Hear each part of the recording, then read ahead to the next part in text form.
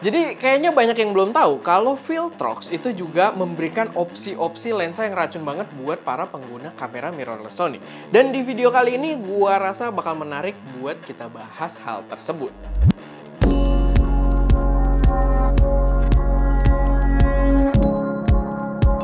Halo semuanya, selamat datang di channel SM Media dengan gue Erwin. Dan pada video kali ini gue pengen bahas jajaran lensanya Viltrox buat kamera mirrorless APS-C-nya Sony.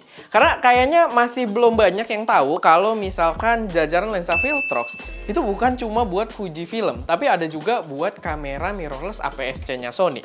Emang kita itu udah banyak banget nyobain lensa-lensanya Viltrox yang racun-racun banget, dan memang kita lebih banyak pakai penggunanya itu di kamera Fujifilm. Karena gear utama kita juga buat produksi kayak sekarang, kita memang pakainya Fujifilm. Tapi sebenarnya lensa-lensa racun tersebut itu available juga buat sistem kamera lain. Salah satunya yang paling populer pastinya kamera Sony, dan ada juga buat kamera Nikon Z gitu ya. Jadi walaupun kita pakainya di Fujifilm, walaupun memang keluarnya agak delay juga ya, karena biasanya Viltrox ini ngeluarin lensanya tuh versinya buat Fujifilm dulu, buat yang APS-C-nya, tapi bukan berarti nggak ada buat Sony-nya, karena Sony-nya juga sebenarnya ada. Nah, gue sekarang lagi dapat kesempatan buat nyobain kedua lensa tersebut, lensa dari Viltrox buat Sony APS-C yang kayaknya nggak banyak orang tahu kalau sebenarnya ada gitu. Kayak ini ada Viltrox 75mm f1.2 Viltrox Pro yang kalian udah bisa beli juga. Jadi dia udah cukup lama sebenarnya mulai dijual di Indonesia, karena emang yang keluar itu yang Fuji-nya dulu, tapi yang Sony-nya udah lama juga sebenarnya beredar di Indonesia. Tapi surprisingly dari banyak feedback teman-teman, banyak yang nggak tahu keberadaan lensa ini. Sama kita nyobain juga, ini ada 27mm f1.2 Pro-nya Viltrox juga. Cuman buat yang ini memang belum available buat kalian beli gitu ya. Tapi ya balik lagi, bukan berarti nggak ada, karena kedua lensa ini gue udah cobain buat Fujifilm. Itu bener-bener cakep banget, harganya oke, dan hasilnya racun banget. Dan mereka akan hadir juga, yang ini udah, dan yang ini akan hadir juga untuk sistemnya Sony. Dan juga Z-mount. Gue harus mention juga ya, karena ya takutnya kan tetap ada yang nyari juga. Dan juga Z-mount. Jadi kayak yang gue mention, kedua lensa ini berada di jajaran Pro versionnya si Viltrox ini. Pro itu buat apa ya, branding atau tagline dari seri flagship mirrorless APS-C mereka. Jadi untuk yang generasi sekarang sih mereka kayaknya belum keluar versi murahnya ya. Tapi versi Pro ini adalah versi tertingginya. Makanya harganya memang nggak bisa dibilang murah juga, tapi kualitas yang diberikan itu memang mantep banget. Dan sedikit perspektif juga, sebenarnya ini adalah opsi yang menurut gue tepat buat pengguna mirrorless APS-C-nya Sony. Kenapa? Karena brand Sony sendiri itu kalau kita perhatiin ya, secara general keseluruhan mereka itu lebih memfokuskan pada pasaran full frame-nya. Mereka semua spek-spek tertinggi itu hadir di full frame-nya doang. Kayak untuk lensa sendiri mereka itu paling tinggi ya di full frame-nya dengan nama G-Master, dengan badge GM gitu ya, G-Master. Sedangkan buat APS-C-nya mereka nggak ada G-Master gitu. Setahu gua ada G-Lens gitu ya. Dan itu pun spec-wise kalau kita lihat tertulis di atas kertas untuk spesifikasinya, masih kalah dengan kedua lensa Viltrox ini gitu. Sehingga menurut gua kalau kalian memang bermain dengan sistemnya Sony tapi kalian bermain di ranah APS-C yang lumayan mid to high end, yang kayak sekarang ada 6700, ada FX30 gitu ya, menurut gua pilihan lensa Viltrox ini jadi pilihan yang sangat tepat buat dipertimbangkan. Jadi kayak yang kita pakai di Fujifilm juga, impression kurang lebih sama, build quality bagus, metal banget, dan metalnya itu nggak cuma dari bahan doang ya, karena banyak lensa-lensa knock off China dari dulu itu, lensa-lensa China dari dulu itu pakai bahan metal mulu biar kayak memberi impresi yang bagus gitu. Tapi di sini ya selain bahannya metal, bentuknya pun dibentuk sedemikian rupa sehingga nggak boring gitu ya, nggak kayak tube doang, dan build quality-nya itu juga cakep gitu. Rasa tactile-nya, lalu switch-nya, tombolnya, semuanya build-nya bagus banget. Dan itu yang jadi poin kuat juga, nggak cuma bahannya doang yang dari metal. Dan gue udah buktikan, kalau kalian nonton SM Media udah agak lama, kita punya series yang adventure, itu kita pakai lensa Viltrox 75 dari episode pertama. Lalu di akhir-akhir kita ada pakai 27 juga, kita ada pakai lensa full frame-nya juga beberapa kali buat Milky Way. semuanya build quality-nya bagus dan awet kita pakai di kondisi yang cukup ekstrim sampai sekarang gitu. Dan itu juga dibawa di kedua lensa ini. Cuman kalau di Sony tuh ada privilege-nya juga ya dibandingkan yang versi Fuji. Jadi kalau yang di Sony ini dua-duanya, either yang 75 ataupun yang si 27 ini punya declickable aperture ring. Yang Fuji nggak ada ya, 75 juga nggak ada ya yang Fuji ya. Nah ini jadi kalian bisa halus aperturnya, bisa juga kalian nyalain dan dia jadi clicky gitu. Dan rasanya tuh tactile-nya cakep banget, bagus banget, nggak berasa murahan, nggak ngelos gitu ya.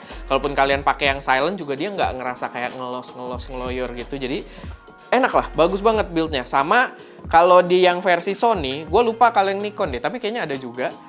Dia ada tombol FN di sampingnya. Nah Fuji itu nggak ada karena Fujinya sendiri juga kayaknya tidak, dari mountingnya tuh tidak mensupport tombol tambahan gitu ya, nggak ada. Karena lensa-lensa native-nya Fuji juga nggak ada yang punya tombol-tombol FN tersebut, sehingga ya kalau ini tergantung sama bodinya. Tapi ya itu ada privilege kalau kalian beli yang versi buat Sony-nya. Sama yang cukup khas juga di versi Fuji itu ceilingnya biasa warna hitam, sedangkan kalau kalian beli yang Sony sama yang Nikon juga ya, sama yang Nikon Z itu dia ceiling karetnya tuh warnanya oranye gitu. Jadi memberikan aksen tersendiri, oranye kemerah-merahan gitu yang membuatnya jadi kelihatan lumayan profesional. Dan ceiling karet tersebut menandakan kalau ya si lensa ini udah cukup serius juga soal weather sealing dan juga dust proofingnya gitu. Walaupun ya di luar dari ceiling belakang, tetap di dalamnya pun dia menciptakan struktur yang dust proof dan juga weather seal tersebut gitu. Tapi contoh paling gampang buat kita lihat dari luar adalah ceiling karetnya tersebut gitu. Dia udah ada dan di sini warnanya oranye. Kualitas gambar juga konsisten. Kita udah nyobain lensa Viltrox banyak banget. Dan sekarang di versi terbarunya mulai dari 13 mm. Terus kita cobain yang versi buat Fuji 75, 27. Di sini ada buat Sony 75, 27. Itu rasanya tuh konsisten gitu. Kualitas gambarnya bagus, reproduksi warna bagus, natural, warnanya akurat. Dan nggak ada chromatic aberration. Mungkin klaim nggak ada tuh lumayan berat ya. Tapi emang kita buat nyari chromatic aberration, kita bukan paling gede, gambar paling kontras-kontrasnya, itu tetap susah banget. Walaupun sesekali mungkin kita nemu lah, tapi itu kita harus pixel peeping dan chromaticnya tuh bisa tipis banget. Dan itu hal yang gue sangat appreciate gitu. Itu hal yang biasanya dulu itu cuma gue rasakan di lensa-lensa G-Master-nya Sony gitu ya, lensa-lensa 20-30an juta ke atas, dan di lensa Viltrox rasanya seperti itu. Jadi benar-benar image quality juga udah cakep banget, gambarnya tajam, detail kelihatan dengan jelas, juara banget IQ-nya atau image quality-nya, dan autofocus sendiri juga ya udah maksimal gitu, bisa memaksimalkan body kameranya. Dan karena di versi Sony-nya kita pakainya A6700, ya rasa autofokusnya lebih cepat dari rasa Fujifilm kita gitu ya, karena kan si 6700 ini dia juga udah pakai AI processing untuk autofokusnya, jadi rasanya nempel ke subjek juga lebih lengket dibandingkan kamera-kamera Fuji kita. Tapi ya balik lagi, kalau kalian pasanginnya ke kamera-kamera lamanya Sony ya dia akan memaksimalkan bodinya. Kalau bodinya fokusnya nggak begitu bagus, ya nggak begitu bagus juga gitu. Tapi kalau dari lensanya sendiri itu udah juara banget. Dan ya overall sebenarnya pembahasan gue di sini gue cuma pengen ngingetin aja ke kalian kalau opsi racun dari Viltrox kayak di 75, 27 itu udah ada juga. Walaupun ini masih nunggu ya, masih coming soon, tapi ada opsinya buat pengguna mirrorless APS-C-nya Sony gitu. Kayak yang tadi gue sebutin, kalau kalian penggunaan 6700, kalian pastinya ini bukan kamera main-main gitu kan. Kalian pengen memaksimalkan kualitas dari apa yang bisa dibawa oleh bodinya juga. Dan kalian butuh lensa dengan glass yang secakep mungkin. Dan menurut gue, Viltrox adalah pilihan yang tepat gitu ya. Atau kalau kalian di ranah video banget, kalian mungkin bermain dengan FX30 yang speknya juga nggak main-main karena sensor yang dibawa sama. Dia juga bawa AI processing seingat gue. Bawa nggak sih FX30? Tapi seingat gue bawa gitu ya. Tapi ya itu, speknya juga udah lumayan tinggi dan ya kita nggak mau pakai glass-glass yang sembarangan gitu. Pakai lensa-lensa yang kualitasnya nggak maksimal. Sehingga opsinya dibanding lensa native-nya Sony sendiri yang mahal dan sebenarnya chromatic aberration masih sangat ketemu. Kalau kalian mau cobain, ya opsinya menurut gue paling perfect untuk saat ini pas gue bikin video ini adalah opsi-opsi dari lensa Viltrox ini gitu. Jadi ya itu sih sedikit pembahasan dari gue, semoga bisa jadi referensi buat teman-teman semua, semoga bisa bermanfaat. Kalau misalkan ada koreksi, saran, atau pertanyaan, boleh kalian taruh aja semuanya di kolom komentar. Dan ya, itu aja, semoga bermanfaat. Gue Erwin, di belakang kamera Deska, dan jangan lupa untuk berkarya.